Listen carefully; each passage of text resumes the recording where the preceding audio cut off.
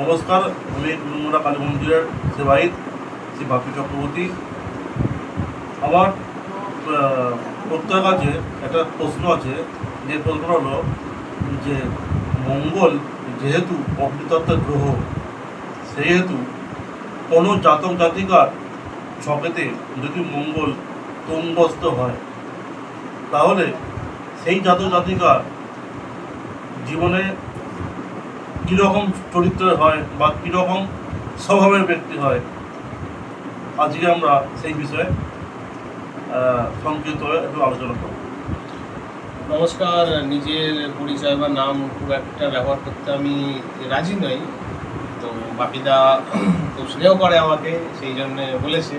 তো যাই হোক, আলোচনার বিষয়বস্তু হচ্ছে মঙ্গল যদি তুঙ্গস্থভাবে অবস্থান করে জন্মছকে, তো আমরা কি রেজাল্ট পেতে পারি, বা সেই মানুষটার মধ্যে যে মানুষটার জন্মছকে মঙ্গল তুঙ্গস্থভাবে অবস্থান করছে, সেই মানুষটা কেমন চরিত্রের হতে পারে। তো রাশিচক্র নিয়ে আমাদের কম বেশি যাদের এই ধারণা আছে, আমরা জানি খুব ভালোভাবেই যে শনিদেবের রাশি মকর রাশিতে মঙ্গল তুঙ্গস্থ হয়। সব আলোচনাটাই করব, কেন হয় তার একটু আলোচনা করি। এখন শনি মঙ্গলের শত্রু, যদি শত্রু নিত্য গ্রহদের বিচার করো, শনি তো মঙ্গলের শত্রু, তাহলে মঙ্গল কেন গিয়ে শনির ঘরে তুঙ্গস্থ হচ্ছে বা উচ্চস্থ হচ্ছে, আগে এই ক্লারিফিকেশনটা আমাদের বলি।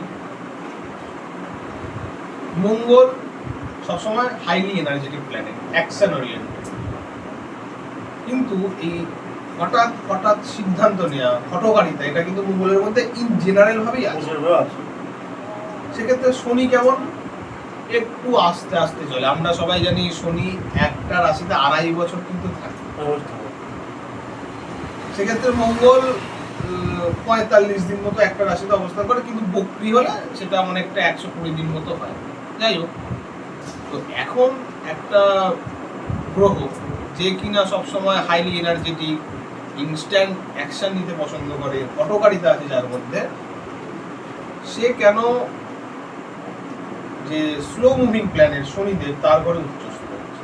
কারণ শনিদেব একই সাথে যেমন স্লো মুভিং প্ল্যানেট, একই সাথে শনিদেব মানুষের ধৈর্য, অধ্যাবসা, সময়ের সাথে ধীরে ধীরে যারা গ্রোথ করতে পারে, সেই জিনিসটাকেও কিন্তু শনিদেব রিপ্রেজেন্ট করে। মঙ্গল হঠকারী সিদ্ধান্ত যে আমাদের জীবনে সবসময় যে সঠিকভাবে কাজ করে তা তো নয়। কিছু কিছু ক্ষেত্রে মঙ্গল হঠকারিতার জন্য সমস্যায় পড়ে যায়, কিন্তু যেহেতু শনিদেবের রাশি মকর রাশি, সেখানে শনিদেব যেহেতু স্লো মুভিং প্ল্যানেট, মঙ্গল সেখানে অবস্থান করছে, সুতরাং প্রেডিকশন বলা যেতে পারে যে মঙ্গল যখনই অ্যাকশন ওরিয়েন্টেড বা অপকারিতা নিতে যাবে, সে যেন অন্তত বুঝে শুনে কোথায় কি হচ্ছে শান্তভাবে যেন ডিসিশনটা নেয়। যার জন্যই মঙ্গল তুঙ্গস্থ হচ্ছে শনিদেবের রাশি। এতটুকু আমরা ক্লারিফিকেশন দিই। এইবার সেই মানুষটার প্রকৃতি কেমন হতে পারে, কিরকম স্বভাবের হতে পারে।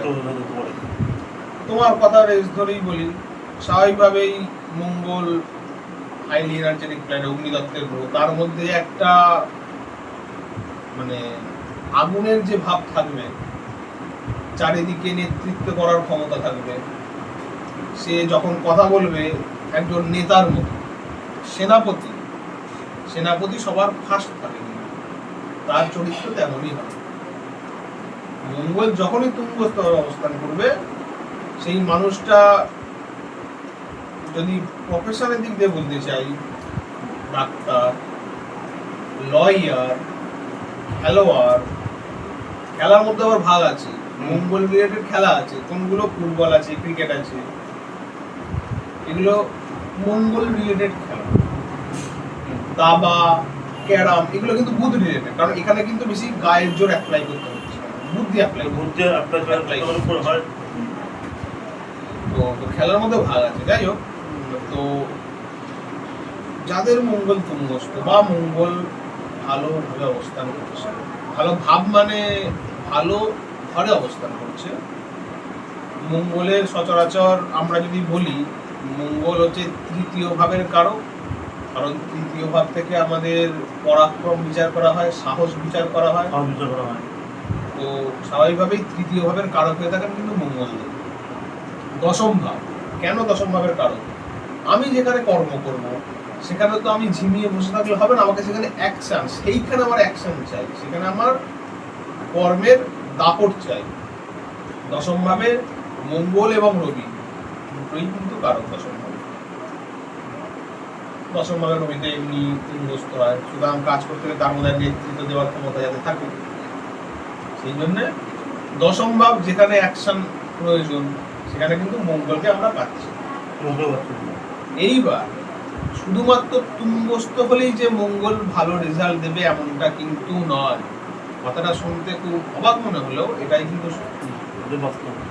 কারণ আমি ব্যক্তিগতভাবে অনেকের জন্মছকে বিচার করে দেখেছি মঙ্গল তুঙ্গস্থ, কিন্তু মঙ্গল অন্যভাবে পীড়িত হয়ে তাদের জন্মছক কিন্তু অনেক দুর্বল করে দিয়েছে। কিরকম? ধরা যাক মঙ্গল তুঙ্গস্থ আছে মকর রাশি, এই প্রসঙ্গেই বলি, কিন্তু তার আগের রাশিতে এবং পরের রাশিতে কি গ্রহ অবস্থান করছে বা কোন গ্রহ অবস্থান করছে তার উপর ডিপেন্ড করছে মঙ্গলের বলবত্তা। কারণ মঙ্গল সে গিয়ে মকর রাশিতে তুঙ্গস্থ হলো, কিন্তু সে পেছনের ঘরে পাচ্ছে শনিকে, হয়তো সামনের ঘরে পাচ্ছে রাহুকে, দুটোই মঙ্গলের চরম শক্তি। সেক্ষেত্রে মঙ্গল কিন্তু খুব একটা ভালো রেজাল্ট দিতে পারবে না।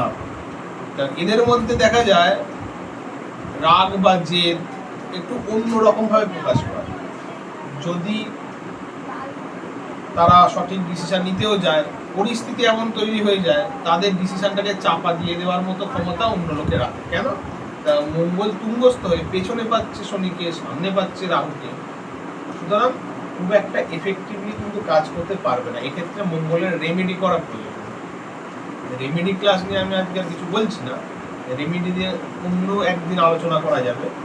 কিন্তু এদের ক্ষেত্রে উচিত মঙ্গল রিলেটেড যে কোনো পেশার সাথে যুক্ত থাকা। আগেই আলোচনা হচ্ছিল মঙ্গল রিলেটেড পেশা, আইন আদালত, ডাক্তারি, খেলোয়াড়। মঙ্গল কিন্তু আর একটা জিনিসকেও রিপ্রেজেন্ট করে, অস্ত্র যে আমাদের যে অস্ত্র যেটা দিয়ে তৈরি হয় সেটাও কিন্তু মঙ্গল। এই যে ডাক্তারি যে যন্ত্রপাতি, দ্যাট ইজ মঙ্গল, মার্স। সুতরাং এরা যদি এই সমস্ত কর্মে নিজেকে যুক্ত করতে পারে তাহলে কিন্তু মঙ্গল এদের ক্ষেত্রে পজিটিভলি ইউটিলাইজ হয় এবং অ্যাজ এ রেমেডি খুব ভালোভাবে কাজ করে।